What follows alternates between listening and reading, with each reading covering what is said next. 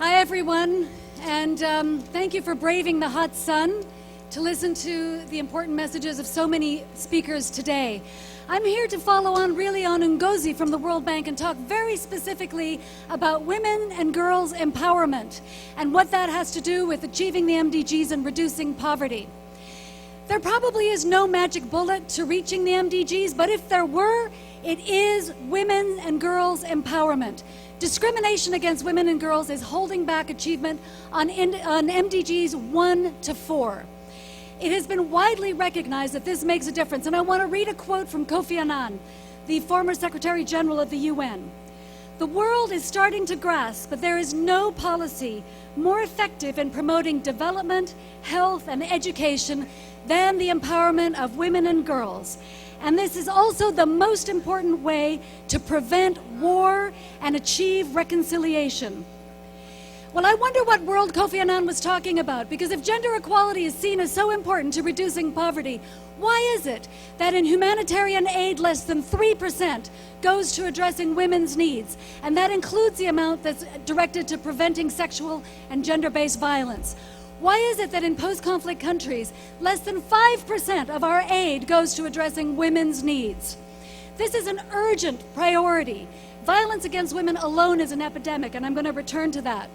Even within the UN itself, UNIFEM, the institute I work for, the agency I work for, is the tiniest body in the UN, receiving the tiniest amount of money. Now, we hope that's going to change because, as you all know, there's been a process of UN reform, and UN Women has been formed. It will start on January 1st, and just 4 days ago, the Secretary General announced that President Michelle Bachelet is going to be the new head of UN Women, which is a wonderful sign of the world's commitment to putting the best possible person in charge of women's rights around the world. What does discrimination against women and girls mean? Women and girls are the majority of the world's poor. They do 66% of the world's work. They get 5% of the income in the world. Half of the audience here is women. 1 in 5 women hold positions of power in the world. 1 in 10 hold positions of power in the private sector in senior management. What does this mean for poverty reduction? If women don't control income, there is not as much investment in child health, in nutrition, and education. There's other factors as well besides income control. Women have to avoid early marriage. In Nepal, 90% of lower caste girls are married by the age of 12. That gives them no control over household decision-making, no capacity to prevent the spread of HIV/AIDS, no control over reproductive rights, and very little power in the household. And secondly, women have to control assets. As you probably know, around the world, women control about 1% of the world's land. It's just not enough. It's not enough for women to have power in the household. When it comes to education, only 18 out of 113 countries are on track to get all girls in school by 2015. And the consequences of low education on girls are devastating for entire economies.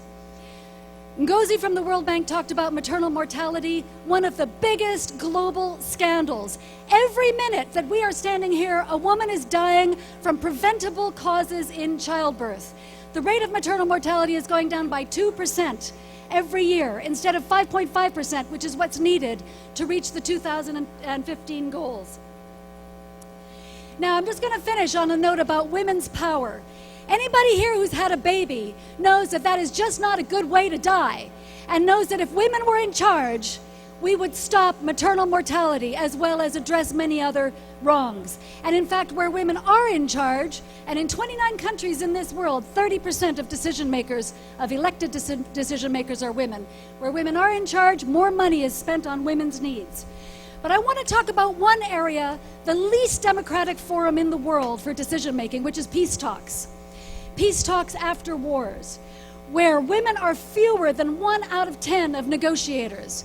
As a result, issues that really matter to women are not addressed, and I'm thinking specifically about the way sexual violence is used as a way of fighting wars. Women's bodies are used as a way of demonstrating intergroup hatred and conflict.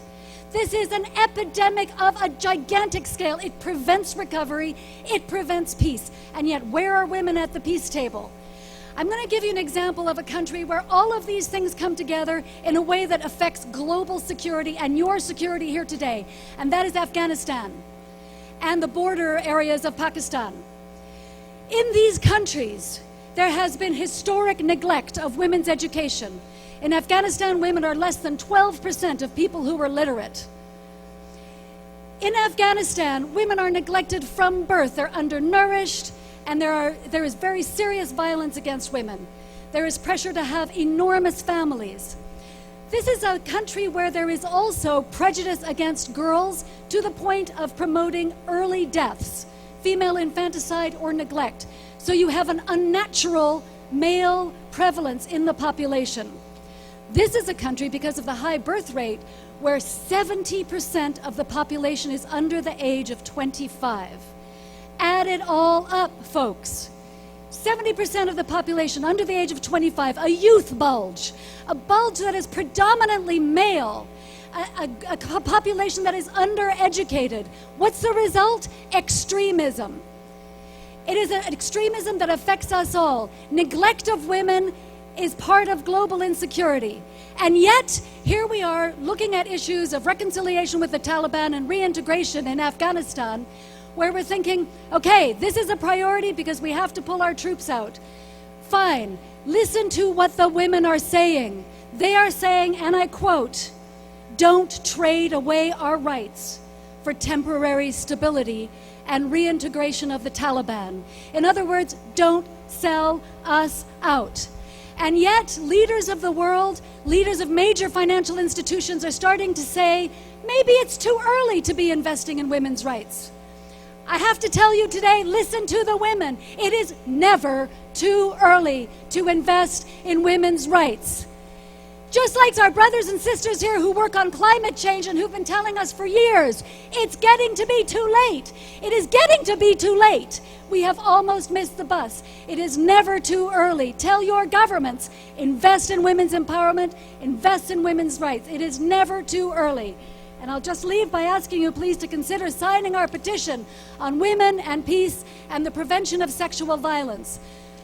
The Security Council, in a few weeks, is going to be considering a historic resolution passed 10 years ago, woefully under-implemented, on engaging women in peace talks and preventing violence against women. Let's show the world this is not a minority concern. Let's show the world that women's rights matter for peace, democracy, development, and justice. Thank you very much.